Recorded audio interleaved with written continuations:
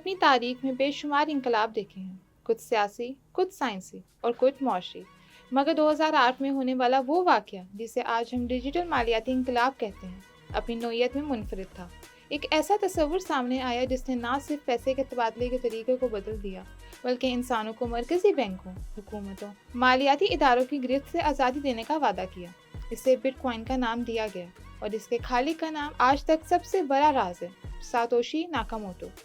ساتوشی ناکاموٹو ایک نام جو بظاہر نہ کوئی حقیقی شناخت رکھتا ہے اور نہ کوئی عوامی موجودگی۔ وہ شخص یا گروپ تھا جس نے 2008 میں ایک دستاویز شائع کی جسے اب دنیا بٹ کوائن وائٹ پیپر کے نام سے جانتی ہے۔ اس دستاویز میں ایک نئے مالیاتی نظام کا تصور پیش کیا گیا جس میں ہر فرد براہ راست دوسروں کے ساتھ پیسہ بھیج سکتا ہے، بغیر کسی بینک یا مالیاتی ادارے کے۔ یہ نظام مکمل طور پر شفاف، خودکار، محفوظ اور ناقابل تبدیلی ہے۔ وائٹ پیپر نے نہ صرف ایک تصور پیش کیا بلکہ اس نے تمام مالیاتی اصولوں کو چیلنج کیا جس پر روایتی دنیا قائم تھی۔ وہ اصول جن میں اعتماد، مرکزی کنٹرول اور مالیاتی طاقت چند ہاتھوں میں مرکوز ہوتی تھی۔ 2009 میں ساتوشی نے ایک تصور کو عملی شکل دی اور بٹ کوائن کا پہلا کوڈ تیار کیا۔ ساتھ ہی نیٹ ورک کا آغاز ہوا۔ اسی دوران ایک بنیادی بلاک پیدا ہوا جسے جینیس بلاک کہا جاتا ہے، جس میں ایک خفیہ پیغام شامل تھا جو صرف ایک تاریخی حوالہ نہیں تھا بلکہ ایک علامتی احتجاج بھی تھا، جس نے دنیا کو بتایا کہ یہ نظام روایتی مالیاتی بحرانوں اور بیل آؤٹ پیکیجز سے مختلف ہے۔ اس پیغام کے ذریعے ساتوشی نے واضح کیا کہ بٹ کوائن کو روایتی مالیاتی طاقتوں سے آزاد رکھا جائے گا، اور اس آزادی میں ہی اس کا سب سے بڑا ووٹ آف کانفیڈنس تھا۔ شروع میں بٹ کوائن کی قدر تقریباً 0 تھی اور لوگ اس نظام کو محض ایک تجرباتی پروجیکٹ سمجھ رہے تھے، مگر 2010 میں ایک ایسا لمحہ آیا جس نے بٹ کوائن کی حقیقت، قدر اور اہمیت کو ساری دنیا کے سامنے کھول دیا۔ ایک پروگرام نے پہلی بار 10,000 بٹ کوائنز کے بدلے 2 پیزا خریدے، ایک چھوٹا سا تجارتی لین دین جس نے بعد میں بٹ کوائن پیزا ڈے کے نام سے اپنے اندر ایک نشانی چھوڑ دی۔ وہ 10,000 بٹ کوائنز آج کے حساب سے لاکھوں ڈالر کے برابر ہیں۔ وہ دن بٹ کوائن کی تاریخ میں ایک اہم سنگ میل بن گیا۔ وقت کے ساتھ بٹ کوائن کی مانگ، قیمت، سرمایہ کاری اور مقبولیت میں تیزی سے اضافہ ہوا۔ سرمایہ کار، معاشی ماہرین، بینک، کمپنیاں اور ٹیکنالوجی کے ادارے سب نے اس نئے نظام پر نظر ڈالی۔ کچھ نے اسے ڈیجیٹل گولڈ قرار دیا، یعنی ایک قیمتی اثاثہ جس میں سرمایہ محفوظ رہ سکتا ہے، اور کچھ نے اسے مستقبل کی کرنسی قرار دیا جو ایک روایتی پیسے کی جگہ لے سکتی ہے۔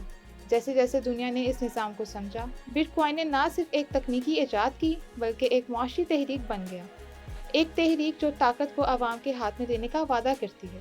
ساتوشی ناکاموٹو نے 2010 کے آخر تک بٹ کوائن کے سافٹ ویئر کی ترقی میں فعال کردار ادا کیا، مگر پھر 2011 میں اچانک وہ گمنامی میں چلے گئے۔ انہوں نے آخر میں ایک ای میل بھیجی جس میں انہوں نے لکھا، میں نے دیگر چیزوں کی طرف رخ کر لیا ہے، اور پھر وہ کبھی عوام میں نظر نہیں آئے۔ ساتوشی کے پاس تقریباً 1.1 ملین بٹ کوائنز موجود تھے جو آج بھی ان کے والیٹس میں موجود ہیں، کبھی استعمال نہیں ہوئے۔ ان بٹ کوائنز کی موجودہ قیمت مارکیٹ میں اربوں ڈالر ہے، اور اگر وہ استعمال ہوں تو وہ دنیا کے چند سب سے بڑے خفیہ سرمایہ کاروں میں سے ایک ہو سکتے ہیں۔ ساتوشی کے اچانک غائب ہونے نے دنیا کو حیرت میں ڈال دیا اور ان کی شناخت کے بارے میں سوالات اور قیاس آرائیاں شروع ہو گئیں۔ کئی لوگ، محققین، صحافی اور دیگر ماہرین نے مختلف شخصیات کے ناموں پر تجزیہ کیا کہ شاید وہ ساتوشی ہیں۔ ان میں سب سے مشہور نام ہال فنی تھا، جو ساتوشی کے ساتھ ابتدائی دور میں براہ راست رابطے میں تھا اور بٹ کوائن کے کچھ ابتدائی کوڈز پر کام بھی کیا۔ پھر نیک سابو کا نام آیا، جنہوں نے پہلے سے ہی ایک تصوری نظام بٹ گولڈ پر کام کیا ہوا تھا جو بٹ کوائن کے تصور سے بہت ملتا جلتا تھا، لہٰذا بہت سے لوگوں کا خیال تھا کہ شاید وہ ہی اصلاً ساتوشی ہیں۔ ایک اور دلچسپ نام گریگ رائٹ تھا، ایک آسٹریلیائی سائنسدان جس نے متعدد بار دعویٰ کیا کہ وہ بٹ کوائن کا خالق ہے۔